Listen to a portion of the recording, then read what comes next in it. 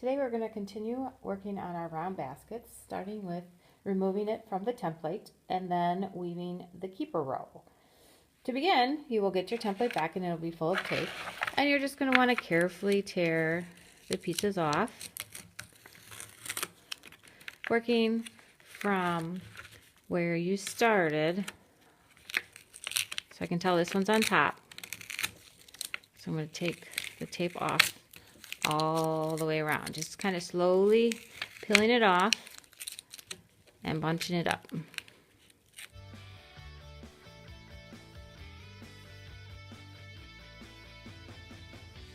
Now that you have the template separated from your basket, you're going to place this template on a pile, and then you're going to work with your spines, your starbursts here that we have. Now, I want to point out that sometimes when you tear off the tape, a little bit of it gets stuck to the reed itself, and it might cause a few hairs to show up, but don't worry about that.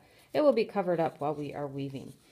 The next step we're going to do is we're going to be weaving the keeper row. So you're going to get a length of round reed, and this will have been soaked for 5 minutes, so it's pretty flexible.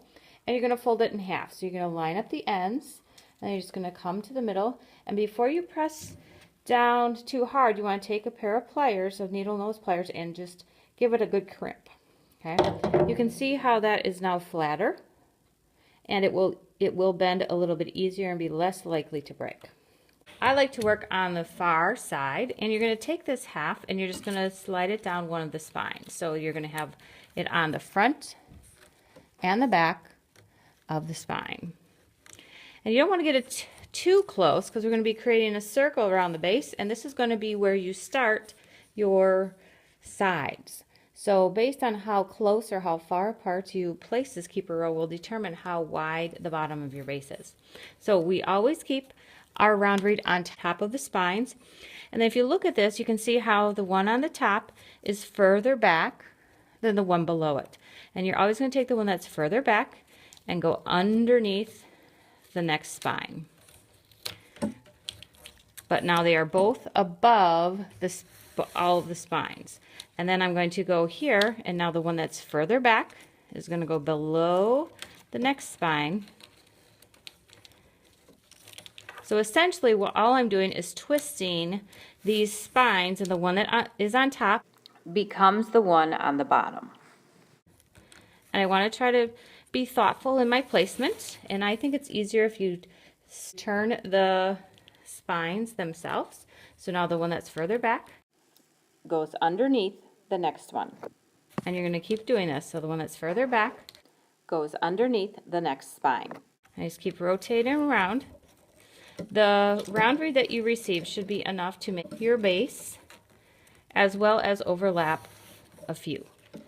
Okay, so again, the one that's further back, the one that's on top, goes underneath the next spine. And I just keep rotating it around.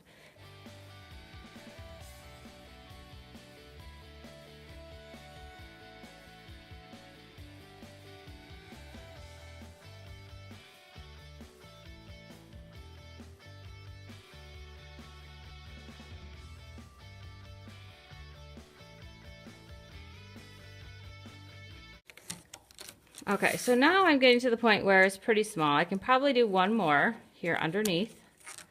And then what I'm going to do is take these two ends, and I'm going to tuck it underneath one of the round reeds in front of it. And I'm just going to tighten it as much as I can. I want to just kind of even this out a little bit, make sure it's a nice round circle on the bottom. So I'm going to soak this for 5 minutes, and then we'll be ready for the next step.